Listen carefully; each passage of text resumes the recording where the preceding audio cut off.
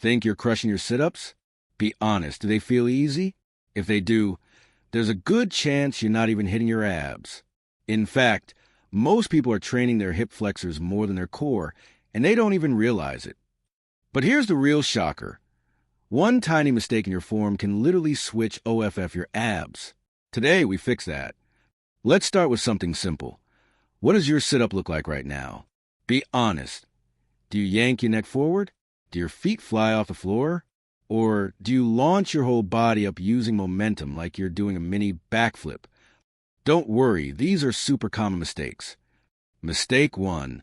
The neck pull. People interlock their fingers behind the head and pull the neck like they're trying to peel themselves off the ground. Result? Neck strain. Zero core activation. Mistake 2. Using momentum. That swing forward? That's not strength. That's physics doing the work for you. Mistake 3. Hip flexor domination. Your hips grab the job your abs should be doing. That's why your lower back gets sore, but your abs don't. But here's the cool part. Once you understand how a sit-up really works, everything changes. I'm about to show you the correct form, step by step. But before we dive in, I want you to think about this. Your core is like the foundation of a skyscraper.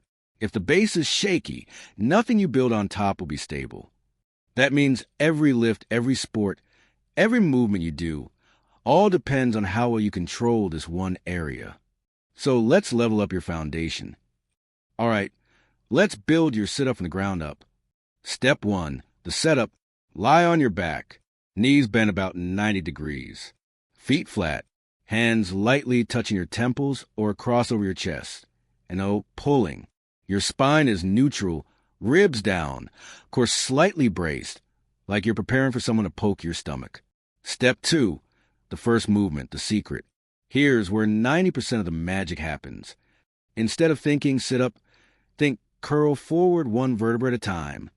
Start by exhaling, drawing your ribs toward your hips, peeling your upper back off the floor slowly.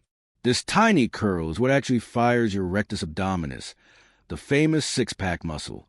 Step 3, the up phase. Continue curling forward until your upper back is off the ground, your chest is moving toward your knees, and your core is tight, not your neck, not your hips. Your lower back can lift too, but only because your abs are driving the motion, not because you're swinging. Step 4, the down phase. As you lower back down, control is everything.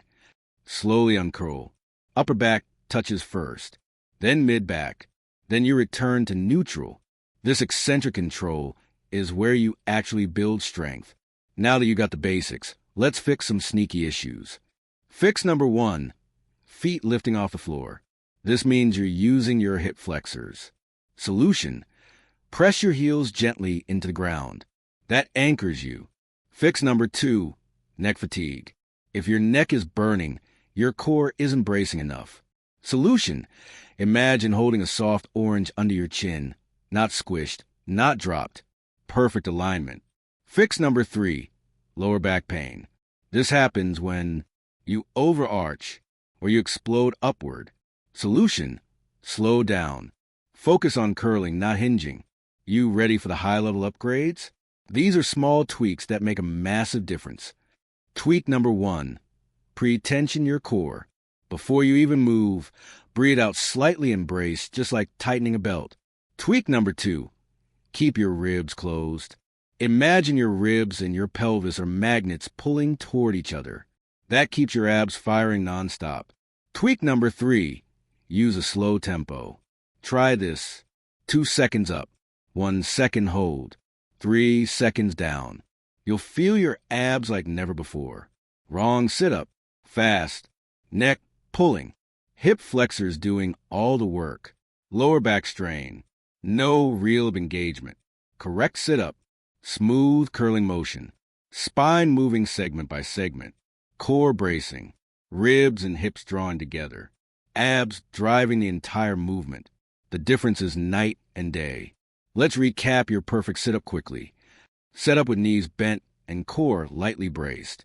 Start with a small, controlled upper back curl. Peel up slowly. Don't yank or swing. Exhale and keep ribs down. lower with full control. And now, here's your challenge. Drop down right now and try 10 perfect reps. Not fast, not sloppy, 10 flawless control sit-ups. Feel the difference. More burn, less neck strain, zero lower back pain. That's what real core training feels like. Keep practicing this form, build consistency, and your core will transform, not just in strength, but in posture, performance, and everyday movement. Hit like if this helped, and I'll break down more exercises with the same level of detail. You got this. Keep going.